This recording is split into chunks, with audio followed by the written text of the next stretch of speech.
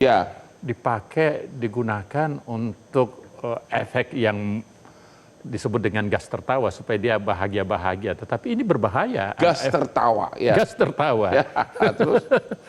Jadi digunakan oleh orang-orang tertentu untuk menghilangkan stres, menghilangkan cemas. Dan yang paling penting lagi ternyata punya efek sedasi, efek euforia, dan efek halusinasi. Bahkan dampak berikutnya bisa membuat ketergantungan atau adiktif. Dan ini sangat berbahaya pada saat penggunaannya tidak tepat dan digunakan tidak sesuai dengan seharusnya.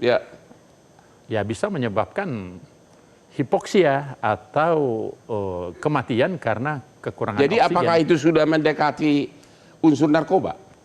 Sebetulnya kalau kelihatan efeknya narkotik, tapi berdasarkan struktur kimianya bukan. Oke. Jadi efek yang ditimbulkannya itu bisa menimbulkan menyerupai narkoba. Tapi secara hukum masih sah beredar sekarang ini? Sebetulnya kita tidak bisa katakan itu sah. Karena secara hukum Undang-Undang Kesehatan sudah mengatur. Apalagi yang berhubungan dengan kalau kita disebut farmakopia ya. Farmakopia itu kita kan referensinya farmakopia Amerika, farmakopia Inggris, dan dari WHO. Itu diatur, itu tidak boleh diperjualbebaskan. Jadi itu harus restriksi terhadap untuk tujuan medis. Tujuan medis.